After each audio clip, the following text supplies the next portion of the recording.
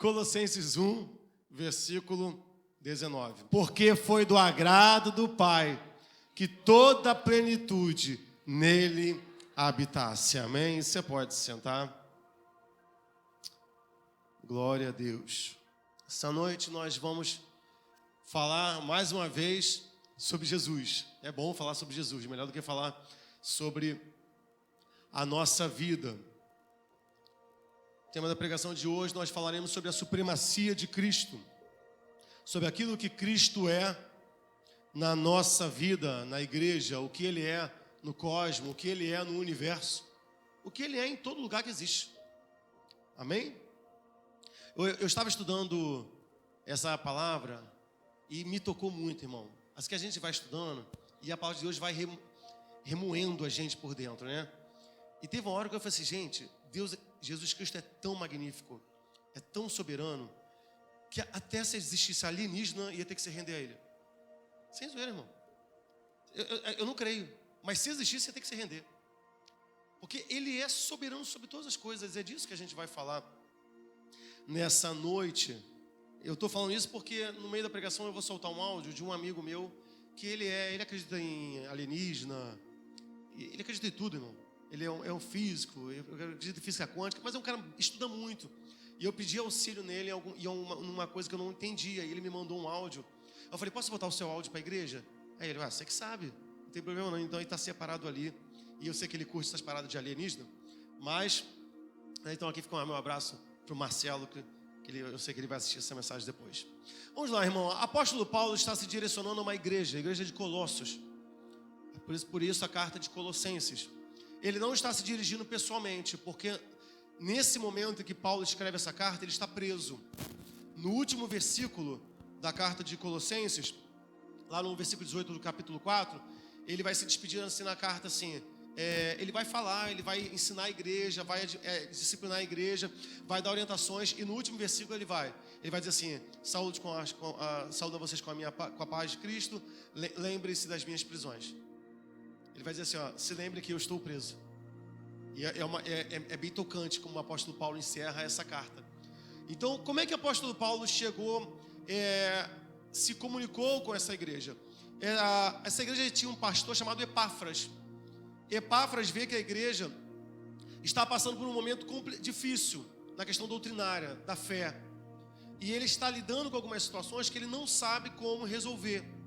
E aí ele entra em contato com o apóstolo Paulo na prisão, e o apóstolo Paulo envia carta à igreja de Colossos. O nome dele está lá, o nome do pastor está na capítulo 1, versículo 7. E aí quais eram os problemas que a igreja de Colossos estava enfrentando? Ela estava enfrentando 4 problemas em questão conceitual, de fé. E a gente vai falar um pouquinho sobre essas 4 antes de entrar na mensagem. Ela estava sofrendo um problema com gnosticismo. Eu tinha uma colega que ela se dizia que ela era agnóstica. Você já ouviu falar o termo, né? Que de pessoal fala que é um passo para o ateísmo. Só que o agnóstico não é que ele não crê em Deus. Ele até crê que existe, mas ele despreza. Para ele tanto faz existir ou não existir, né? Há negação e gnose. Gnose é de conhecimento. Às vezes você vai falar, vou fazer uma diagnose de uma área na aula. Então você vai fazer um estudo para saber aquilo ali. O gnosticismo, ele pregava que em tudo havia um conhecimento oculto. Na palavra de Deus havia um conhecimento, uma verdade oculta, e que nem todo mundo poderia ter acesso, e eles precisavam passar por rituais, e as coisas eram coisas assim absurdas.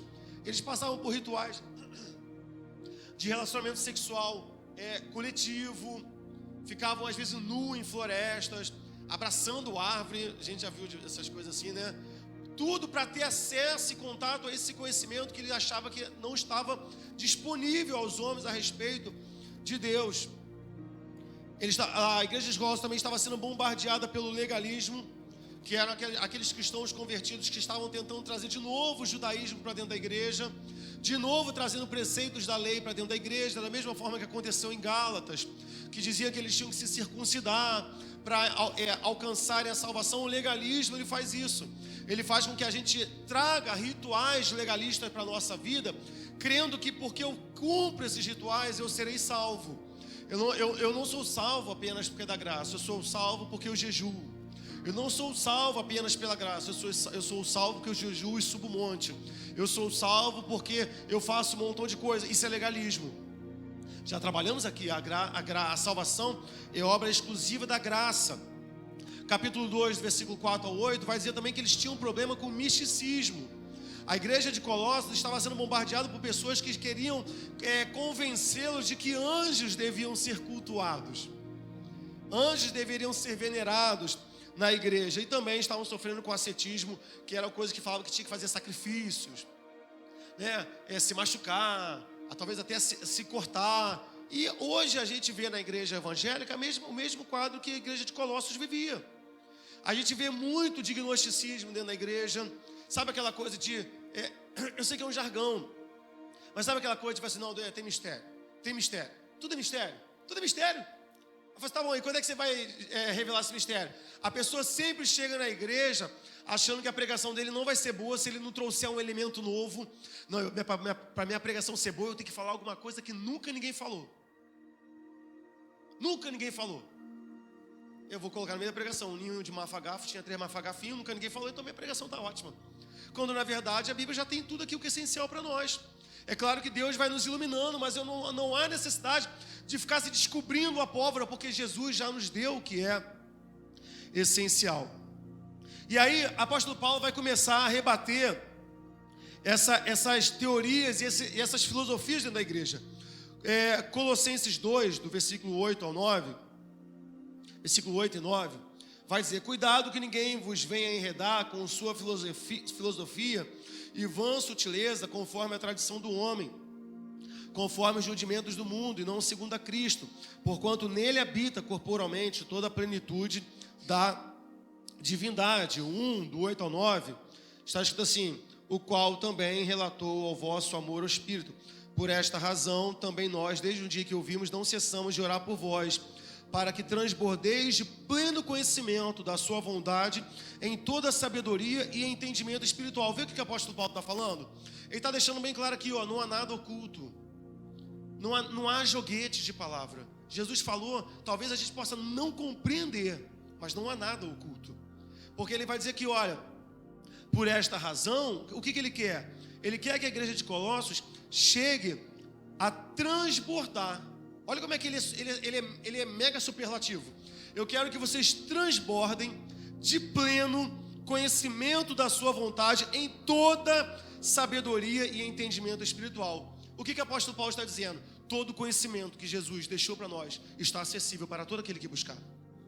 Não tem essa de, não, aquele pastor ali tem coisa ali, ele tem mais acesso a algumas verdades de Deus do que eu. Não. O apóstolo Paulo está dizendo, olha, eu oro para que vocês transbordem de todo o conhecimento e de toda a sabedoria e de toda a inteligência espiritual que Cristo tem para a sua vida nessa noite. Esse é o meu desejo, eu vou fazer coro com o apóstolo Paulo. Esse é o meu desejo para as nossas vidas nessa noite. Que nós saímos daqui transbordando do pleno e de todo o conhecimento e da sabedoria e da inteligência de Jesus Cristo. Que Ele ilumine a nossa mente com a sua palavra nessa noite. Colossenses 2, versículo 11, depois do 20 ao 23, vai dizer, nele também foste circuncidados, não por intermédio de mãos, mas depois, despojando do corpo da carne, que é a circuncisão de Cristo, versículo 20, se morrestes com Cristo para os rudimentos do mundo, porque como se vivesses no mundo, vos sujeitais a ordenanças, não manuseis, não proveis aquilo, não toqueis naquilo outro, segundo os preceitos e doutrinas dos homens, pois que todas estas coisas com uso se destrói. Tais coisas, com efeito, têm aparência de sabedoria, como o culto de si mesmo, de falsa humildade, de rigor ascético. Todavia, não tem valor algum contra o pecado ou contra a sensualidade. Aqui ele está batendo contra quem? Contra o judaísmo. Os judaizantes, não, você não precisa voltar a velhos ritos. Você não precisa se circuncidar. Você não precisa guardar o sábado. Você não precisa, porque tudo já foi. Hoje nós fomos circuncidados em Cristo. 2, ainda do versículo 10, vai dizer, também nele estás aperfeiçoado, e ele é o cabeça de todo principado e potestade. O que ele vai dizer aqui? Não, existem anjos sim, existem demônios sim, só que Cristo é o cabeça. Cristo é o que governa. Paulo não despreza a existência de anjos, ele sabe que existe, nós vamos falar isso um pouco mais para frente. Ele sabe que existem anjos, ele sabe que existem demônios, ele sabe. Só que ele vai dizer aqui, olha, Cristo é o cabeça de todo o principado e de toda a potestade. Parem de adorar anjos. Parem de venerar seres angelicais, porque é Cristo que deve ser adorado, porque é Ele o cabeça. E às vezes a gente vê essa realidade, a gente fala, Jesus está aqui, irmão, louve ao Senhor. O pessoal, legal, show, Jesus está aqui, bom, que bom. Agora quando a gente fala assim, eis que vejo um anjo com a bandeja na mão e uma espada flamejante, a igreja roda, a igreja sacode. Porque, pastor, mas tem um anjo aqui. Eu falei, mas como? Só porque tem um anjo, o Espírito Santo está presente aqui, o Espírito Santo é Deus. E se o Espírito Santo está presente, e eles são 3, logo o Filho está e o Pai também está. E por que eu saber que um anjo está aqui me leva a sacudir a presença de Deus? Não, porque eu sou um crente místico. Eu gosto de adorar anjos, alguma categoria tão menor daquilo que Cristo é. Isso é misticismo. As pessoas falam assim, não, eu oro para o meu anjo da guarda. Não, meu irmão, isso é misticismo. Capítulo 2, versículo 23, vai dizer que tais coisas têm aparência de sabedoria com culto em si mesmo e de falsa humildade. Por que tem aparência de culto em si mesmo? Porque você vai ver que geralmente quem está com um problema de guerra, de luta, quer um anjo de batalha. Quem está com um problema de obesidade, pede um anjo do bisturi. Tem, irmão, tem anjo do bisturi, tem anjo da cirurgia, tem anjo que emagrece, tem anjo de tudo, irmão. Tem anjo de tudo. Se formaram na Estácio, meu irmão. Eu estou fazendo uma faculdade atrás da outra, tá? Tô brincando, não tô falando mal da Estácio, não. Mas eles têm várias classificações. E o apóstolo Paulo vai combater, ele vai dizer, todos os mistérios convergem para Deus, para Cristo. E aí, o que ele vai dizer? Ele já está desmontando todas essas teorias e o apóstolo Paulo vai dar uma resposta. A resposta do apóstolo Paulo é, para combater heresia, você não precisa ficar explicando heresia.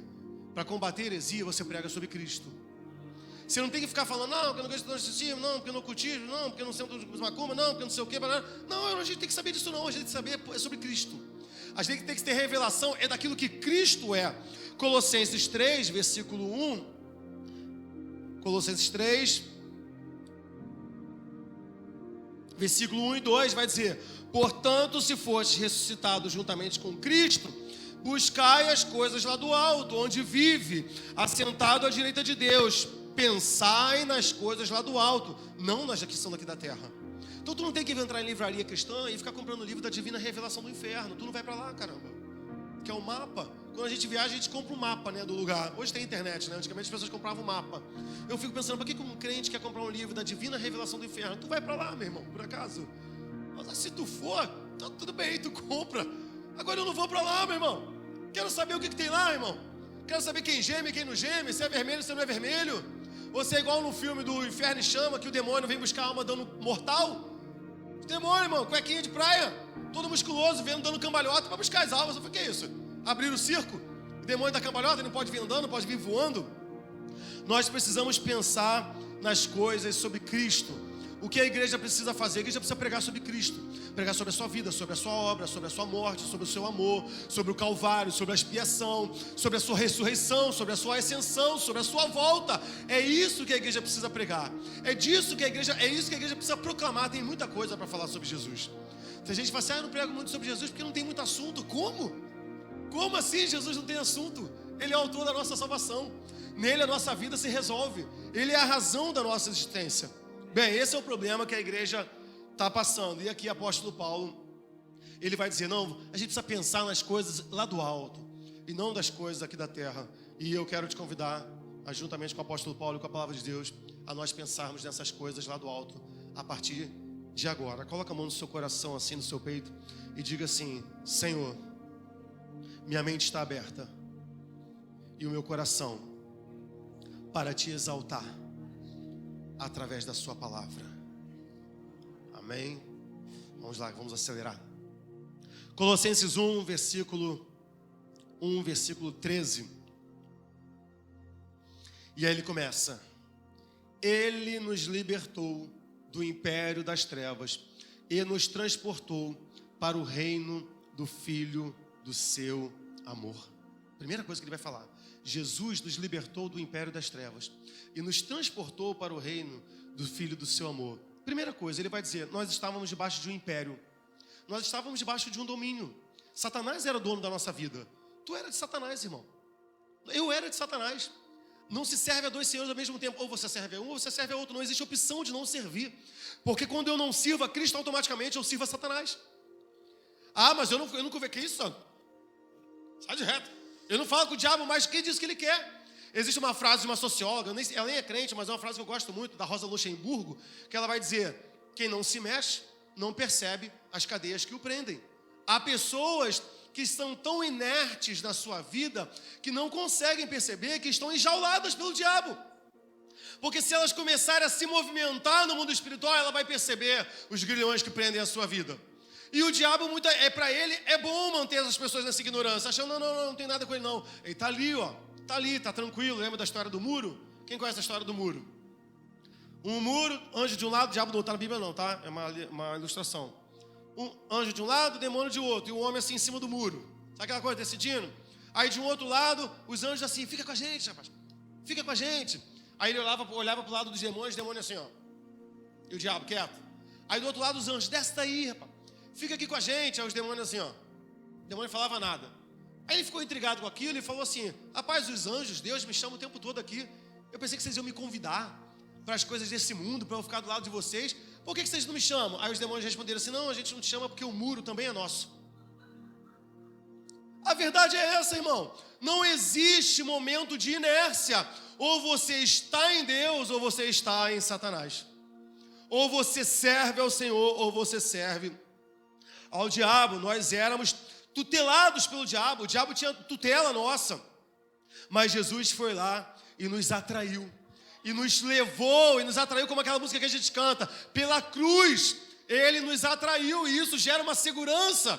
Porque às vezes as pessoas falam assim, ai meu Deus, eu tenho medo de perder a salvação. E que não sei o quê. Como se nós tivéssemos ido para o reino dele. Não, eu tomei uma atitude, Sandro. Eu fui em direção ao reino do Senhor. E hoje, quem falou? Foi não, o apóstolo Paulo está dizendo, Ele nos transportou para o reino do Filho do seu amor. Não fomos nós que fomos. Ele foi lá e nos buscou e fez assim, ó, sai das trevas e vem para a luz. Como assim eu vou achar que o diabo me tira da graça e da salvação com tanta facilidade? Se foi Cristo que foi lá e falou assim, o Sandro é meu, vem para cá e fica aqui. Foi Ele que me pegou e levou para o centro do seu reino, irmão. Ninguém pode ficar com uma mente dividida. A questão é, irmão, que às vezes as pessoas não compreendem isso, mas todo espírito, toda entidade, qualquer coisa que atraia para si uma ideia de favor, ou é demônio, ou é ação do diabo. Por que a idolatria ela é uma obra demoníaca? Porque toda vez que eu me prostro diante de uma imagem, diante de um homem, buscando algum tipo de favor divino, eu roubo a glória de Deus. Eu roubo a glória de Deus, porque é a Ele que eu devo ir. Jesus vai dizer assim, olha, quem vê a mim, vê ao Pai, que ninguém vem ao Pai, a não ser por mim. Quando eu acho que eu preciso tocar num pastor para receber graça, isso é obra demoníaca, porque eu estou roubando a glória de Cristo, porque eu não preciso tocar num homem. Hoje Cristo mora dentro de mim. Aí você, Sandro, mas eu não senti o toque de Jesus. Como não, se Ele mora dentro de você? Como que eu posso não sentir o toque de alguém que está dentro de mim? É a mesma coisa que dissesse assim, não, eu não sinto meu coração, então tu é morto. Então tu é morto, porque o teu coração bate dentro de você. Às vezes eu chego muito acelerado em casa, às vezes meu coração está tão acelerado que às vezes me atrapalha até de dormir. Não sei se você já teve essa sensação, chegar em casa muito cansado, teu coração ficar pulsando, eu falei, caramba, meu coração podia dar uma diminuída, não tanto, para não morrer, né? Mas você está tão agitado, Jesus está dentro de nós. Como é que eu posso dizer que eu não sinto o seu toque? Tudo que vem roubar a glória de Deus é obra de Satanás. 2 Coríntios 11, 14 vai dizer, olha, o diabo se transveste até de anjo de luz. Ele não vai chegar para você, eu sou vou te levar. Não. Ele vai dizer para você, oi, tudo bom? Eu sou seu pai. Olha, lembra daquela situação? Aí a pessoa vai lá, desmonta e chora. Está falando com o demônio. O demônio está brincando com ela. E as pessoas desmoronam em uma mesa achando que estão conversando com pessoas que já se foram, conversando com demônios, sem nem saber. Versículo 14 vai dizer: em quem nós temos a redenção. Abra sua Bíblia em Efésios 1, versículo 7 ao 10. Diz assim: em quem temos a redenção pelo seu sangue, a remissão das ofensas segundo as riquezas da sua graça, que ele tornou abundante para conosco em toda sabedoria e prudência, descobrindo-nos o mistério da sua vontade, segundo o seu beneplácito que propusera em si mesmo. Versículo 10. De tornar a congregar em Cristo todas as coisas, na dispensação da plenitude, nos tempos, tanto as que estão nos céus, como as que estão na terra. Foi Ele que nos redimiu. Às vezes a gente pode confundir redenção com remissão, porque Jesus é o nosso redentor, mas Ele também é o nosso remidor. E às vezes a gente acha que é a mesma coisa, e não é. Uma coisa completa a outra. O que é redimir? Remir vem de redimir. Redenção redenção vem de redentor. Então vamos lá. Remir. O que é remir? É perdão, é liberar da dívida, é deixar você voltar perdoado.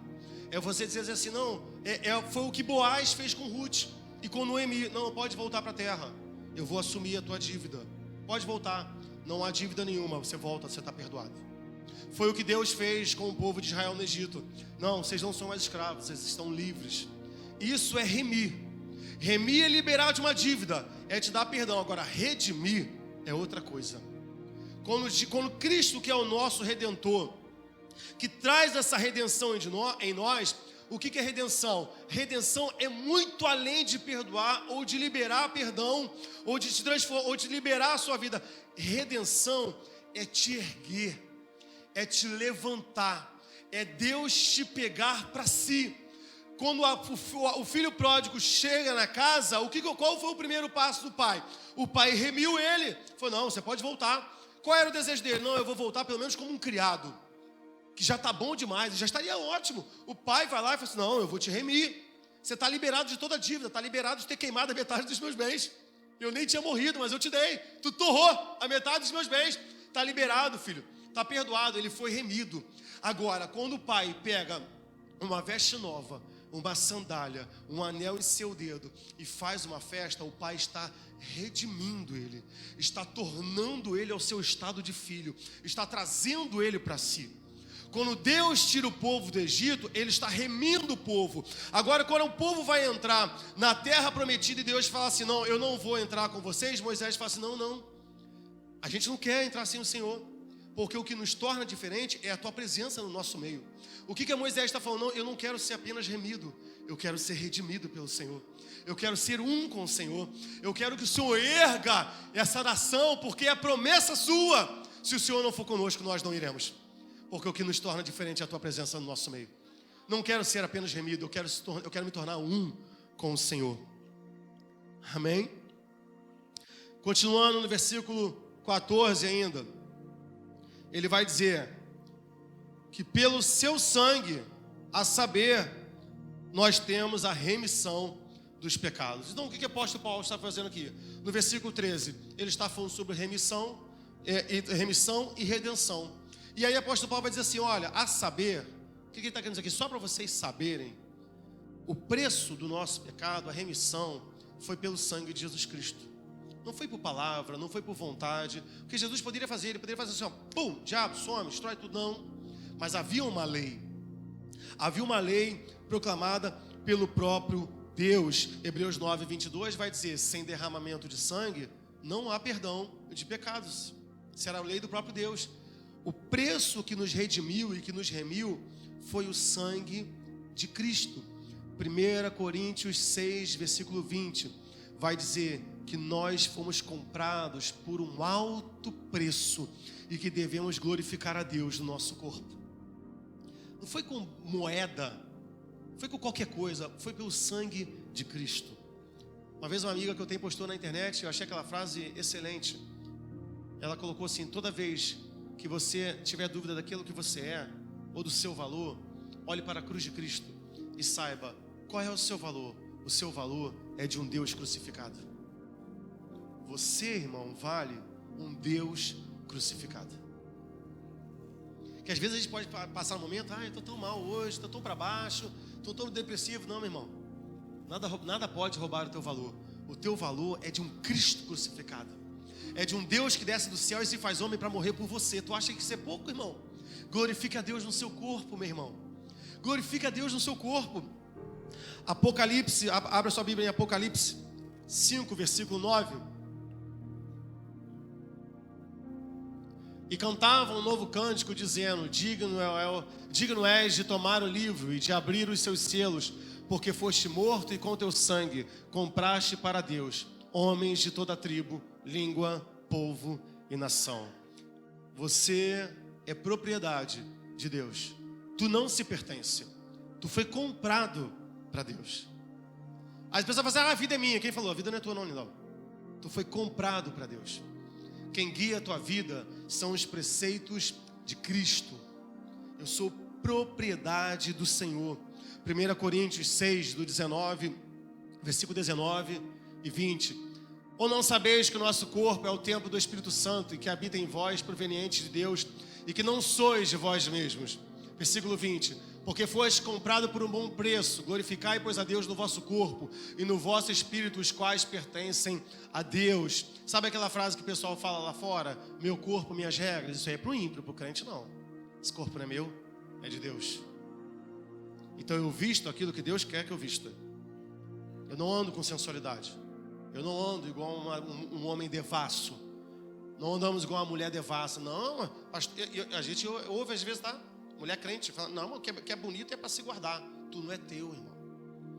Não é para se mostrar. Para se guardar. Viajei. Cracrete, só para marcar a parte que eu vou cortar do vídeo. Tu não se pertence, irmão. Você não se pertence. Meu corpo, minha regra. Não. O seu corpo pertence ao Senhor. A não ser que não pertença. A não ser que não pertença. Aí você aplica as suas regras. Porque se pertence a Deus, são com as regras de Deus. 1 Coríntios 7, versículo 23. Foste comprado por um bom preço, não vos façais servos dos homens. Sabe o que é isso, fazer servo dos homens? Você está com uma maquiagem meio sensual, uma roupa sensual, aí você se sente incomodado. Aí a pessoa fala: menina, deixa de ser boba, coloca assim. Aí você vai lá e coloca: servo de homem. Não tem personalidade. Tua personalidade não é forjada em Deus. Não, eu não bebo, mas não, isso é bobo, nada a ver, bebe sim. Aí tu vai lá e bebe. Servo de um homem. Acha que é livre, mas está sendo servo. Está sendo servo do mundo, está sendo servo do pecado. Quando na verdade nós fomos chamados para a liberdade em Deus, para viver aquilo que Deus tem para nós. Versículo 15. O qual é a imagem, Colossenses 1,15. O qual é a imagem do Deus invisível. Olha em Deuteronômio 5. Deuteronômio 5, versículo 6 ao 8. Diz assim: eu sou o Senhor teu Deus, que te tirei da terra do Egito, da casa da servidão. Não terás outro Deus diante de mim. Versículo 8. Não farás para ti imagem de escultura, nem semelhança alguma do que há acima do céu, embaixo da terra, nem nas águas, nem debaixo da terra. E a gente já falou aqui quando a gente falou sobre a glória de Deus, mas eu vou voltar nesse tema. Pastor Sandro, e os querubins da arca não eram imagens? Deus fala: não faça imagens. Ele vai lá e manda botar duas estátuas de querubins na arca. Só que o que a gente precisa compreender é o que Deus fala. O querubim está sendo adorado? Falamos hoje de manhã. Deus falava pelo querubim? Não. Deus falava no vazio. Tinha um querubim aqui, outro querubim aqui. Aonde que a glória de Deus se manifestava? No vazio, onde não havia nada. Em cima do propiciatório, onde era derramado o sangue. Cristo é o nosso propiciatório. Ele se tornou propício. É Ele que manifesta a glória de Deus. E por que não havia imagem nenhuma ali? Para mostrar, para apontar para esse texto, que vai dizer que Cristo é a imagem perfeita do Deus que não se vê. Isso é tremendo, irmão. A palavra de Deus, ela é maravilhosa. Cristo é a imagem. Ele mostrou para o mundo o Deus que não se pode ver. Hoje nós não conhecemos Jesus Cristo. Não vivemos na sua época. Mas há uma música do Renan Cepresi que eu acho muito bonito, que a letra diz assim: eu não conheço o seu rosto, mas te reconheço em todo lugar. Nunca toquei em tuas vestes, mas sinto o teu perfume no ar. Não sei como é a tua voz, mas o som dela me guia. Não consigo viver sem você na minha vida. Ele vai dizer: que amor é esse que se move dentro de mim? Me alcançou com perdão e simplesmente me atraiu. Não consigo andar distante desse amor que me cerca. Eu amo te amar, Senhor. Isso é muito profundo, irmão. Porque às vezes a pessoa fala assim: poxa, Sandro, eu queria tanto nascer na época de Jesus. Mas não se esqueça da palavra dele. Olha, você me tocou e está crendo. Você crê porque você vê. Bem-aventurados serão aqueles que crerão sem me ver. De que Jesus estava falando? Da gente, meu irmão. Jesus estava falando da gente, meu irmão. Que muitos daqueles ali viram e também não creram. E hoje, você e eu estamos aqui, crendo, sem ver. Pela sua palavra que ecoa pelos séculos. E um dia alcançou a nossa vida. Bem, o texto vai dizer: olha, não adorem imagens embaixo na terra. O que ele está falando? Está falando de homens, imagem de animais, imagem de árvores, pessoas que adoram árvores. Ele fala assim: olha, não adorem imagens no mar. A entidade no mar, Poseidon, Dagon, lembra de Dagon, onde a Arca da Aliança ficou lá? Dagon era uma entidade adorada pelos assírios, metade peixe, metade de homem. Lembra aquela estátua que caía diante da Arca da Aliança? Era a estátua de Dagon. Os assírios, os ninivitas adoravam a Dagon. Por que você acha que uma cidade inteira se converte quando Jonas chega lá? Aí, aqui é pérola, vou ser gnóstico, ó, mistério, né? Isso aqui é pérola, meu irmão. Jonas é engolido por um peixe, é cuspido numa cidade, a Bíblia diz que a cidade toda se converte. Você vai dizer assim: Sandro, que pregação poderosa. Uma cidade inteira se converteu, e não foi poderosa, foi a pregação mais porca que tem na Bíblia. Porque Jonas não queria que aquela cidade se convertesse, porque ele tinha ódio dos ninivitas. Ele só chegou assim: ó, juízo de Deus está vindo aí, pum, e foi. Pregou não, irmão, só pregou porque foi obrigado, porque ele não queria ir para lá. Ele tentou fugir para Tarsis, Deus que colocou ele lá. O líder da cidade convoca o povo e toda a cidade se converte. Com uma pregação murcha, sem conteúdo, onde o pastor queria que todos fossem para o inferno. Tem noção do que é isso? Tipo, eu chego aqui: ó, eu só estou pregando para vocês mesmo porque Deus te mandou, porque meu vontade mesmo é que vai todo mundo para o inferno. Quero que Deus me aqueça no inverno e que vocês vão para o inferno. Tem uma música assim, né? Era o que Jonas sentia. Acho que Jonas compôs essa música. Foi composição de Jonas. Por que aquela cidade é impactada? Porque os ninivitas adoravam a quem? A Dagon, Deus dos mares. Como é que você acha que o rei ali de Nínive, que o governante de Nínive, chega para a cidade, um homem chega na cidade e fala assim: está sabendo de quem chegou aí? Jonas, ele venceu o Deus dos mares. Ele ficou 3 dias dentro de um monstro marinho que apontava para Dagon e saiu de lá. Acho melhor a gente ouvir o que esse cara tem para falar. É pérola, eu adoro a Bíblia. Eu adoro a Deus, eu amo a Bíblia. Amém? Não adorar o que há na terra, não adorar o que há no mar. Então isso sempre teve. Tinha Poseidon, a gente ouve. Tinha Dagon, hoje tem Iemanjá. Não adorem. Êxodo 25, do 18 ao 22. Abra sua Bíblia lá. Está aí o texto? Isso. Farás também 2 querubins de ouro batido, e farás nas 2 extremidades, em cima do propiciatório. Nós já falamos sobre isso. Havia também, irmão, idolatria nos montes. Ezequiel 6, 1 a 7. Eu gosto muito desse texto porque ele é muito complementar. Salmo 121, do 1 ao 2, vai dizer: eleva os meus olhos para os montes, de onde virá o meu socorro? Meu socorro vem do Senhor, que vem do céu e da terra. Quando o salmista está tecendo esse cântico dos degraus, pode deixar em Ezequiel, ele olha para vários montes, e aí Ezequiel vai explicar do porquê que dá. Por que o salmista vai dizer que ele vai dizer: ó, eu levo meus olhos para os montes, mas o meu socorro não vem de nenhum deles. O meu socorro vem do Deus que fez os céus e a terra. Às vezes a gente não compreende esse texto. A gente acha que a gente precisa ficar olhando para o morro. Não, eu vou levar meus olhos para os montes, porque de lá que vai vir meu socorro. Não, meu irmão. Eleva meus olhos para de onde virá o meu socorro? Não vem de nenhum monte. Vem do Deus que fez os céus e a terra. Vamos entender aí, Ezequiel 6, 1 ao 7.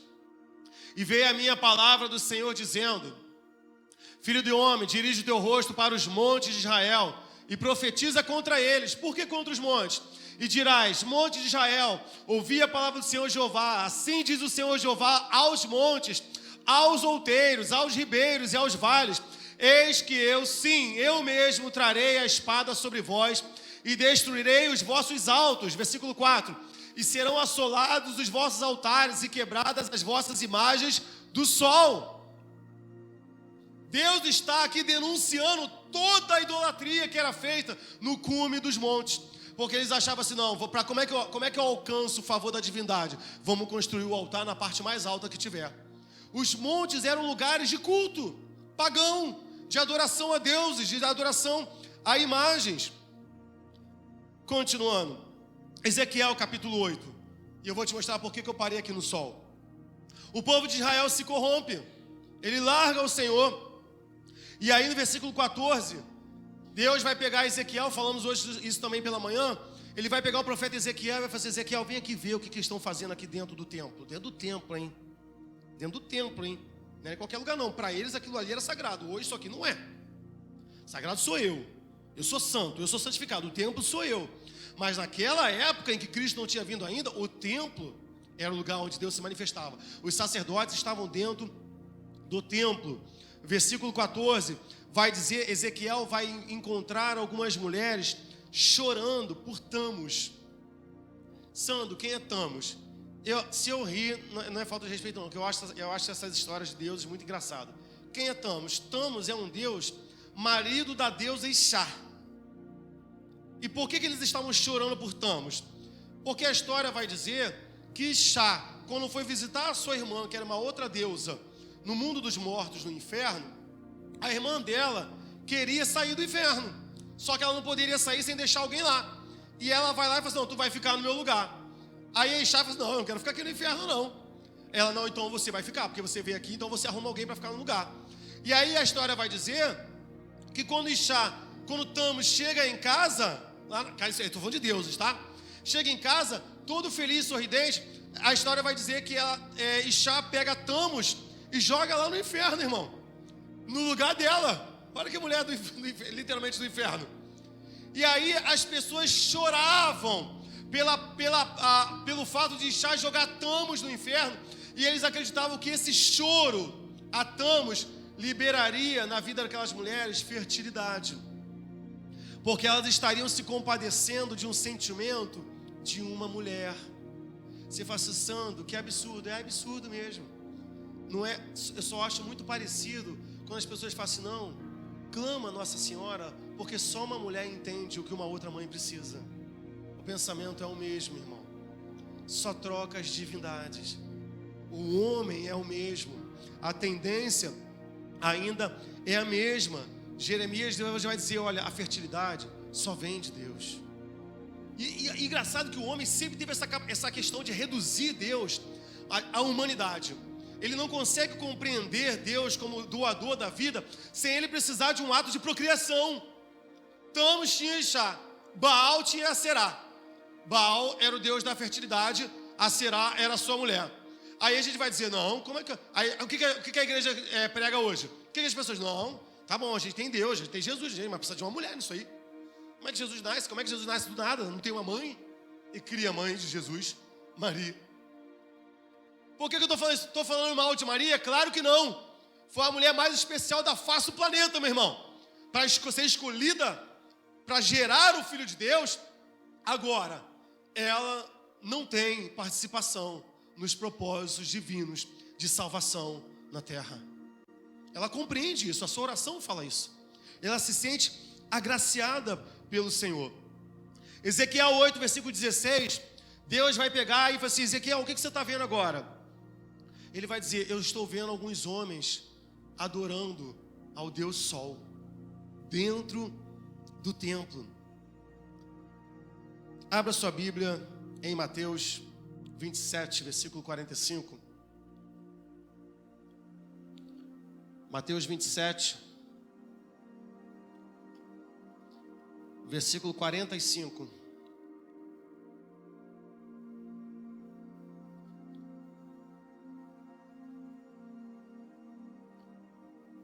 Desde a hora sexta até a hora nona, houve o quê? Trevas sobre a terra. Guarda esse texto aí, meu irmão. O sol, ele é adorado já desde muito tempo. Os romanos adoravam o sol. Eles chamavam, o nome da entidade era Sol Invictus. Só que a Bíblia vai dizer em Malaquias que quem teme ao Senhor nasce sobre a sua vida o sol da justiça. Ele é o sol da justiça. Não é um outro sol. Não é, irmão. Sandro, qual é a questão de Jesus com o sol? Deixa eu falar para vocês aqui.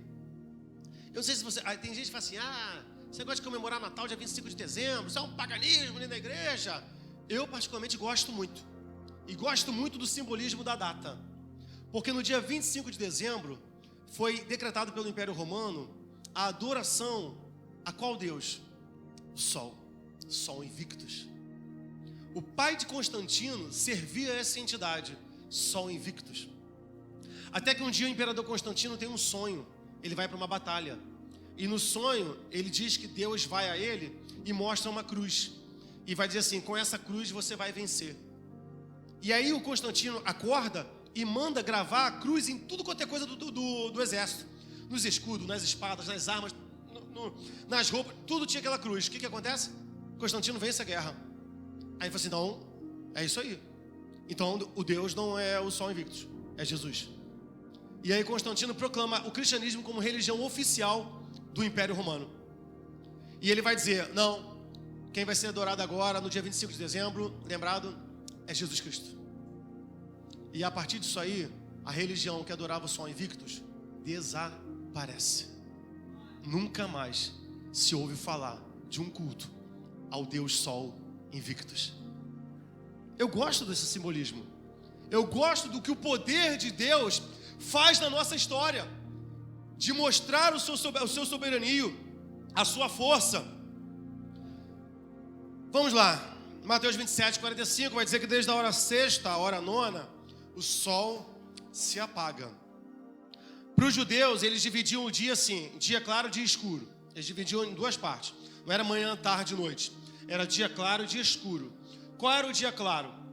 De 6 às 18. O dia escuro, de 18 até outro dia, às 6 da manhã. Eles dividiam o dia escuro, no caso era a noite, em 3 vigílias. De 6 às 10. 6 às 10, de 10... Deixa eu ver, botei aqui. De 6 às 10, de 10 às 2 e de 2 às 6. Aí quando a gente fala assim, olha, na terceira vigília da noite, eram as frações de tempo.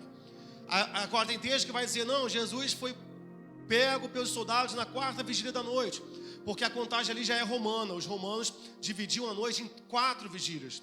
Então era de 3 em 3 horas. Então a primeira hora começava às 7 horas, a segunda 8, a terceira 9, a quarta hora 10 horas da manhã, a quinta hora 11 horas, a sexta hora era meio-dia. E aí na nona hora era às 3 da tarde. O que o texto está dizendo? Que de meio-dia até às 3 da tarde, o horário que o sol mais brilha na minha cabeça, quando eu dou aula de educação física na minha quadra sem coberta, e que a sobrancelha não segura o meu suor, aquele momento do sol a pino, foi o momento em que quando Cristo rende a sua vida, a Bíblia diz que o sol tampa o seu rosto e as trevas se espalham por aquele lugar. E você vai dizer assim, Sandro, mas o que isso aí tem a ver? Eu vou te falar o que tem a ver a gente compreender essa dimensão e essa imagem do sol. Mateus 27, coloquei esse texto para vocês, Mateus 27, versículo 50, vai dizer, e Jesus clamando outra vez com grande voz, entregou o Espírito, e eis que o véu do santuário se rasgou em 2 partes, de alto a baixo, e tremeu a terra, e fenderam-se as rochas. Aqui a gente vai ter vários aspectos. Primeiro, para os judeus, o que o sol se apagar significava para os judeus? Primeira coisa, eles sabiam que o sol tinha sido criado por Deus. E eles olham Jesus morrendo e o sol escurecendo. Eles sabiam que alguma coisa diferente estava acontecendo ali. Segundo lugar, todo princípio religioso de credo do judeu desaba. Desaba. Porque quando Cristo rende a sua vida, a Bíblia vai dizer que o véu do templo se rasga de cima a baixo. Segundo grupo, os escribas. Jesus tinha muito problema com os escribas, os fariseus e os saduceus. Os escribas, eles eram doutores da lei, irmão. Eles que escreviam, eles manipulavam a lei para oprimir o povo. Os escribas sabiam perfeitamente, ao olhar para Jesus, que ele se enquadrava perfeitamente na condição do Messias. Quando os escribas olham para o sol escurecendo, é óbvio que eles perceberam: opa, não é qualquer um que está morrendo. E para os saduceus, isso aqui é muito bom. Saduceus, qual a diferença dos saduceus para os fariseus? Os saduceus eram uns crentes meio elitizados. Vamos dizer assim, os crentes de Copacabana, que acaba o culto, vai beber cerveja e fumar. Não, a gente precisa ler de uma forma mais contextualizada. Os fariseus não, os fariseus já eram mais religiosos. Só que os dois eram de uma classe rica. Só que havia uma diferença entre um e o outro. Os fariseus acreditavam na ressurreição, os saduceus não. Eles acreditavam que a vida tinha que ser vivida aqui, a gente cumpria um propósito divino e quando morresse, acabou. Deus tomava para si, Deus tomou. Os saduceus não acreditavam na ressurreição. Bem, em Mateus 27, 52, vai dizer que quando o sol escurece, as pessoas que estão ali veem homens e mulheres saindo dos seus túmulos. Como assim não tem ressurreição? Vários homens e mulheres e seus familiares ressuscitaram no momento em que Jesus Cristo morreu. E para os fariseus, o que significa o sol escurecer para os fariseus? O problema é que os fariseus acreditavam na ressurreição, mas não numa ressurreição salvífica. Quando você vai lá em Israel, a gente esteve lá, a gente vê lá o cemitério de Israel cheio de pedrinhas. Eles botam pedrinhas em cima dos túmulos, simbolizando que quando o Messias vier, eles vão ressuscitar e eles vão pegar aquelas pedras e vão trabalhar na restauração de Israel. A ressurreição para os fariseus é para a restauração de uma cidade, de uma Jerusalém aqui na terra. Eles não criam no céu. Eles criam que o Messias restauraria Israel na terra como uma nação escolhida. Só que quando o sol escurece, eles veem aqueles homens ressuscitando. Mas só isso? Não. A Bíblia vai dizer que aqueles homens e mulheres que ressuscitam passam pelo meio do povo e são vistos entrando na cidade santa. Só Jesus. O que significa o sol escurecer para os zelotes, que eram outro partido dos judeus, aquela galera meio do, acho que era do PSDU, quem vota pessoal não, PSTU, sei lá, quem bate cartão não vota em patrão, esqueci o nome do partido, aquele pessoal revoltado, PCO. Os zelotes, meu irmão, eles andavam com faca, porque eles queriam matar romano, porque eles eram judeus de uma linha mais radical. Quando o sol escurece, eu duvido que os zelotes não focarem em um cara. Quem é o cara? Quem foi um que já deixou de ser zelote para seguir Jesus? Simão o zelote. O sol escurece, Jesus morre. Talvez eles devem ter olhado assim: agora, quero ver. Simão vai voltar para o partido. Simão fica lá, ó, crendo na palavra do Senhor Jesus Cristo e ainda se torna um apóstolo da sua palavra. E tinha um outro partido também, que eram os essênios. Aí esse pessoal eram os hippies. Ficavam lá perto do Mar Morto, em Qumran, nem estavam lá quando Jesus morreu. Sandro, então não teve relação nenhuma com a morte, com a questão do sol escurecer. Teve sim, meu irmão. Porque a profecia que Jesus diz, olha, tudo será destruído, os essênios são dizimados na profecia de Cristo no ano 70 depois. Sandro, o que significa? Tá bom, Sandro, você falou que significava o sol escurecer para todos eles, mas não tinha só judeu lá. Tinha romano também. Mateus 27, 54. Coloca aí para mim, próximo versículo. 54. E o centurião e os que com ele guardavam a Jesus, vendo o terremoto e as coisas que haviam sucedido, tiveram grande temor e disseram: verdadeiramente, é este o Filho de Deus. Não é Sol, não é o Deus Sol. Verdadeiramente, esse é o Filho de Deus. Versículos 16 e 17 do capítulo 1 de Colossenses vai dizer: porque nele foram criadas todas as coisas, nos céus e na terra, visíveis e invisíveis, sejam tronos, sejam dominações, principados, sejam potestades. Ele é antes de todas as coisas, e nele tudo subsiste. Note como ele começa aqui. Ele não foi assim, ó. Ele não foi assim. Foi por ele que foi criada todas as coisas. Foi ele que fez todas as coisas. Não, ele vai dizer: nele foram feitas todas as coisas. Sandro, o que isso significa? Significa que onde Cristo não está, não há vida. Porque tudo o que há, só há porque saiu dele. Seja o ímpio, seja qualquer coisa, seja luz, seja pedra, tudo foi criado nele. Tudo foi nele. É isso que Marta fala para Jesus. Jesus, meu irmão, morreu. Se o Senhor estivesse aqui, ele não teria morrido. Tu é o autor da vida. Onde o Senhor está, a morte não está. Agora, onde Cristo não está, a morte impera. E é por isso que nós estamos vendo a situação do mundo do jeito que está. Porque cada vez mais brigamos por um Estado laico. Inclusive, vemos cristãos brigando por um Estado laico, expulsando Deus do nosso convívio. E é por isso que hoje tantas pessoas querem deixar de viver. Tudo foi criado nele, tudo demanda nele. Ou seja, Sandro, a pedra foi criada nele? Foi. A pedra foi criada nele, a rocha foi criada nele, as plantas foi criada nele, mas isso não significa que a rocha seja ele. Porque saiu dele todas as coisas. Nos céus, Sandro, eu sou da igreja, mas olha, eu vou te confessar, tá? Quando eu vejo aquele joguinho do Facebook e vai dizer assim: o que os teus astros dizem para você hoje? Ai, Sandro, eu não compartilho não, mas que eu jogo, eu jogo.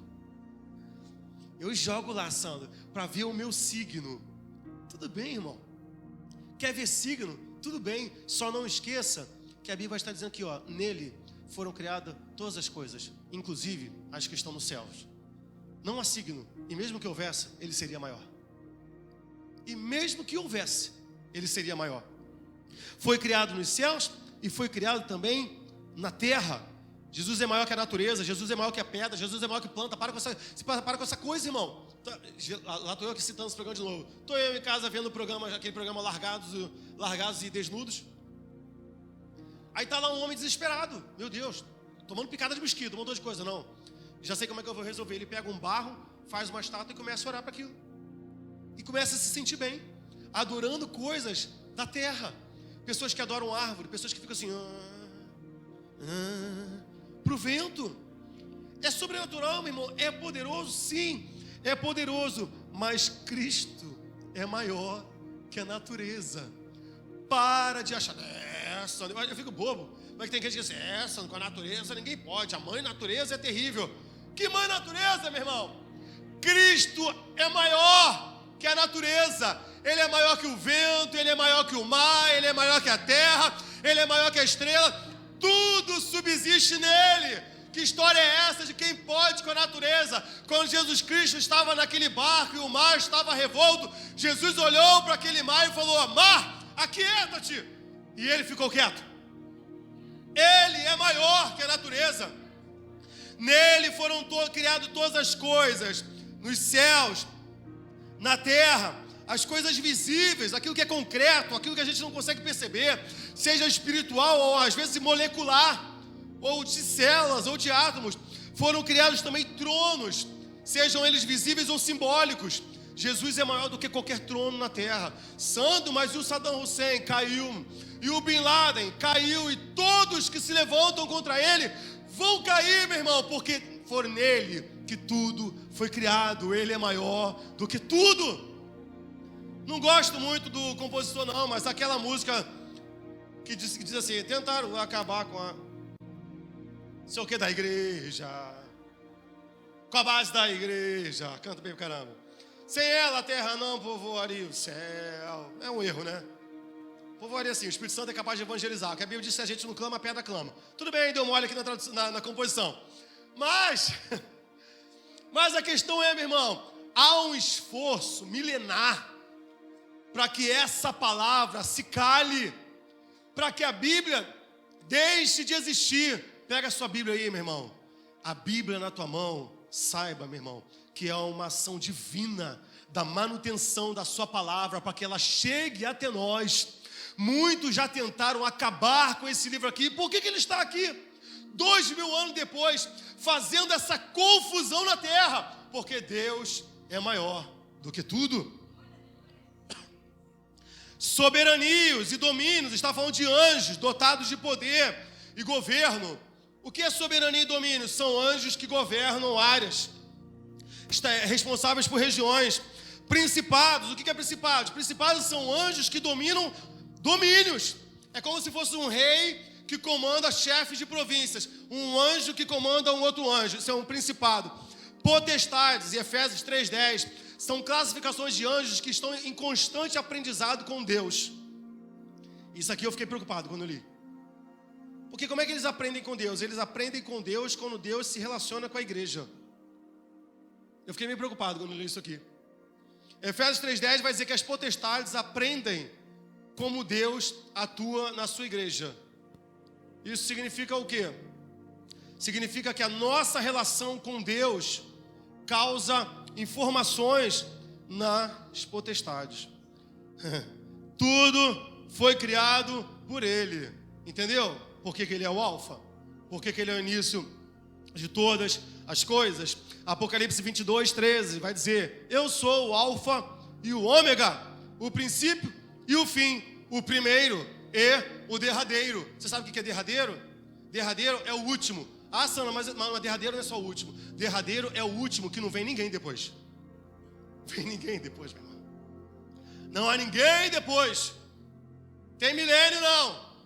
Tem perseguição, não. Eu vou ser salvo depois, porque vou arrancar minha unha com alicate. E eu vou ficar fiel aqui a Jesus. E não vou negar. E eu vou passar pela tribulação. Ele é o último. Ele é o último que vai salvar. Hebreus capítulo 1 vai dizer: tendo Deus falado pelos pais, pelos profetas, nos últimos dias Ele falou pelo Filho. Ninguém fala depois dele. A palavra dele é final. Quando você estiver numa igreja e o pessoal fala assim: irmão, olha, não está na Bíblia não, mas Deus colocou no meu coração, levanta e vai embora. Levanta e vai embora. Se a pessoa te convidou, olha, muito obrigado, eu não estou me sentindo bem. Não é mentira não, irmão, porque ver Satanás falar faz a gente ficar mal. Me faz mal. Como é que o cara fala assim: não, irmão, não está na Bíblia não, mas Deus tocou no meu coração. Tendo Deus falado pelos pais e pelos profetas, nos últimos dias, Ele falou pelo Filho. Ninguém tem o direito de falar nada além do que está nessa palavra. E tem gente que acha: ai, Sandro, eu acho tão exagero da parte de Deus, só porque eu acrescentei uma coisa aqui, ser passivo de todas as maldições do livro, é óbvio. Se você quiser se contrapor a Cristo, vai lá. Vai lá, meu irmão. Ninguém fala depois dele. Cuidado, meu irmão. Cuidado por onde tu anda. Cuidado por onde tu anda. Cuidado que tu ouve. Não, eu vi lá a irmã pregando, o irmão pregando. Ele colocou lá: não, irmão, não está na Bíblia não, mas Deus tocou no meu coração. Irmão, a pessoa fala assim, olha, quando a pessoa fala assim: irmão, Deus tocou no meu coração, meu ouvido faz assim, ó, na hora. Porque se vai tocar pela palavra. Se não está na palavra, não quero. Muito obrigado. Dispenso. Passo para outro. Fica para você, irmão. Aí às vezes o pastor ainda quer te constranger. Segura a bênção aí, irmão. Segura aí, eu fico lá, né? Aí ele fala assim: tem gente que não quer a bênção de Deus. Você que levantou a mão, pega a bênção do seu irmão. Eu fico assim: isso aí, pega lá. Que eu não quero não. Tendo Deus falado pelos profetas no último dia, só Cristo fala. Nada além do que Ele falou, só Jesus pode falar. Eu não tenho direito de chegar aqui não, porque eu cheguei à conclusão. Jesus não falou, não, irmão. Apocalipse 1, versículo 8. Eu sou o Alfa e o Ômega, diz o Senhor, o que é, o que era e o que há de vir, o Todo-Poderoso. O Todo-Poderoso. Eu estou emocionado, irmão, porque eu vou quase terminar na hora, já passei da hora, como sempre. Mas é porque foram 6 folhas, eu já estou na 6ª folha. Eu falei, caramba, arrasei. Mas deixa eu te falar, uma vez a Ivy estava assistindo a palestra de uma neurocientista. Qual é o nome dela? Bea? Nem me deu atenção. E ela estava falando sobre uma coisa. Qual é o nome da mulher? Da pastora? Rosana Alves. Muito boa a pregação dela, por sinal. E aí ela estava falando sobre a questão da ação de Deus na mente, porque ela é médica, tal. Neurocientista é médica? Não, é neurocientista. E aí, outra parte que eu vou cortar. E aí, olha só. Olha que interessante, no meio da palestra ela fala assim, não descobriram a menor partícula do mundo e chegaram à conclusão que essa partícula, de tão pequena, ela nem é nada, ela só é um som. E ela fez uma alocação com a questão da palavra de Deus. Eu às vezes fico meio preocupado de ouvir coisas, assim, primeiro que não é da área do meu domínio. Se fosse de educação física, eu entenderia na hora, não é do meu domínio. E aí às vezes quando vem de crente, eu falo assim, às vezes eu prefiro perguntar para ímpio, quando é coisa de área técnica. Vamos botar um áudio aí? Aí eu tenho um colega, que foi o que eu falei no início da pregação. Eu falei, Marcelo, me explica de um jeito que eu consiga entender. O que é quarks? Porque antigamente, qualquer doença saía na sangria. Era sangria, né? O pessoal cortava, vamos sangrar, para a doença ir embora. A medicina evoluiu, descobriram que existiam os vírus, moléculas, células, né? Aí chegou-se a menor partícula do mundo, o átomo. E aí depois, não, o átomo não é o menor. Existem os prótons, os elétrons. Tá, não, eles são os menores. Só que aí um acelerador de partícula quebrou isso. E aí foi quebrando, não sei explicar, chegou no tal dos quarks. Que é o que a ciência brinca, que eles denominaram essa partícula de... encontraram a partícula de Deus. Esse é o nome dessa partícula. Nome não, um apelido. E eu falei, Marcelo, esse quarks, antes de eu colocar a igreja para glorificar lá, para explodir, né? É som mesmo? Aí ele me mandou um áudio. Solta o áudio aí, Liriel. Fala, meu amigo, tudo tranquilo? Pergunta difícil que você fez aí, mas olha só. Não sei qual foi o documentário que você viu, mas na realidade tudo vibra, né? Na realidade parte do pressuposto que qualquer partícula ou subpartícula vibra. Por que eu estou falando isso? Porque antigamente a gente achava que as partículas fundamentais eram prótons, nêutrons e elétrons, que você já ouviu falar. Por que partículas fundamentais? Porque a gente imaginava que esses eram os menores tijolinhos constituintes da matéria, mas em aceleradores de partículas a gente conseguiu quebrá-los. E hoje a gente sabe, por exemplo, que prótons e nêutrons são formados por quarks, que são partículas ainda menores. Mas, independentemente de serem partículas ou subpartículas, tudo vibra. Então, a nível quântico, a nível microscópico, tudo é vibração. E isso, inclusive, é um dos mistérios para a ciência, porque se tudo a nível microscópico vibra, como é que você vê as coisas no mundo macro, no nosso dia a dia, parado? Como é que você consegue ver uma cadeira parada, um barco parado, uma água parada, já que tudo a nível micro vibra, né? Então, como tudo vibra, ele pode ter associado isso a algo sonoro. Tanto é que, recentemente, descobriram, uns 4, 5 anos atrás, uma partícula até responsável pelo som, que é chamada de fônon. Assim como existe o fóton, que é a partícula responsável pela luz, né, transportada pela luz, vamos dizer assim, existe o fônon. Então, esse fônon seria a partícula constituinte de toda e qualquer onda sonora. Inclusive, ela tem um poder de criação. Daí você ir lá para Gênesis e lembrar que no início era o verbo, né? Então hoje a gente sabe que pelo som a gente pode reorganizar a matéria, inclusive até criá-la. Quando ele me mandou esse áudio, eu falei, Marcelo, eu vou te falar, meu coração ferveu aqui, meu irmão. Meu coração, meu irmão, ferveu. Hebreus, Jeová, eu amo Jesus Cristo. Hebreus 1, do versículo 1 ao versículo 14. Havendo Deus outrora falado muitas vezes e de muitas maneiras aos pais pelos profetas, nesses últimos dias nos falou pelo Filho, a quem constituiu o herdeiro de todas as coisas, pelo qual fez o universo. Ele é o resplendor da glória, a expressão exata do seu ser, sustentando todas as coisas pela palavra do seu poder. Depois de ter feito a purificação dos pecados, assentou-se à direita da majestade nas alturas, tendo se tornado tão superior aos anjos, quanto herdou o mais excelente nome que eles. Pois qual dos anjos disse jamais: tu és meu filho e hoje te gerei? E outra vez, eu lhe serei pai e ele me será filho. E novamente, ao introduzir o primogênito no mundo, diz: e todos os anjos de Deus o adorem. Ainda quanto aos anjos diz: aquele que a seus anjos faz ventos e a seus ministros labaredas de fogo. Mas acerca do Filho, acerca de Jesus Cristo, o teu trono, ó Deus, é para todo sempre. Cetro de equidade é o cetro do seu reino. Amaste a justiça e odiaste a iniquidade. Por isso Deus, o teu Deus, te ungiu com óleo de alegria como a nenhum dos teus companheiros. Ainda no princípio lançaste os fundamentos da terra, e os céus são obras das tuas mãos. Eles perecerão, tu porém permaneces. Sim, todos eles envelhecerão.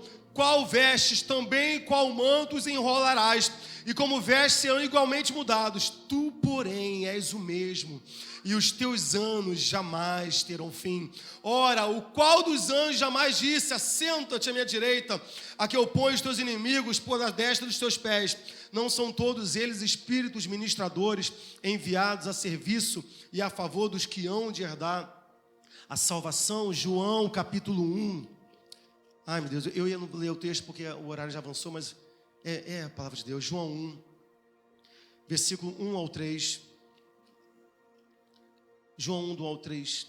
No princípio era o Verbo, e o Verbo estava com Deus, e o Verbo era Deus, e ele estava no princípio com Deus, e todas as coisas foram feitas por intermédio dele, e sem ele nada do que foi feito se fez. Foi nele que tudo foi criado. Ele é o supremo, ele é o maior, tudo subsiste nele.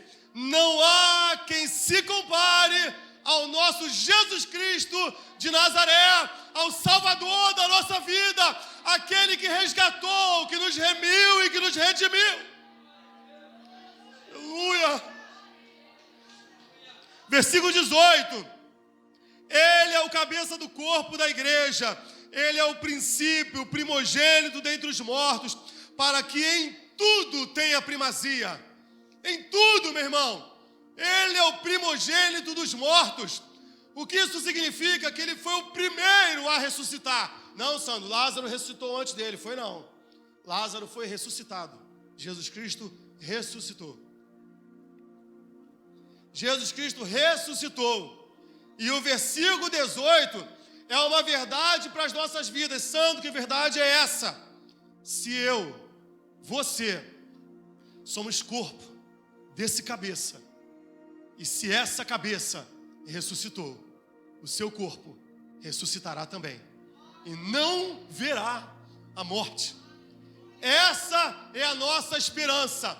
Se Jesus Cristo ressuscitou, e eu sou o seu corpo, eu faço parte dessa ressurreição. Eu vou com ele morar na glória, eu vou com ele, vou ouvir: vinde benditos do meu Pai, possuí por herança o reino que está separado antes da fundação do mundo. É por isso que Jesus Cristo, na nossa vida, em tudo, no meu trabalho, na minha igreja, na minha pregação.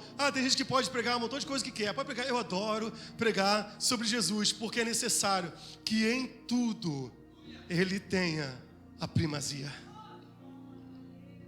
Em tudo na tua vida é necessário que Jesus Cristo seja o primeiro. No teu casamento, na tua escolha, no teu trabalho, nos teus sonhos, em tudo ele precisa ter a primazia. Se ele não quer, eu também não quero. Se ele é o cabeça, a identidade está onde? Está no meu dedo? Claro que não. Minha identidade está na minha cabeça. Lembre-se, Se penso, logo existo. Onde está a minha personalidade? Aqui. Onde está a personalidade do cristão?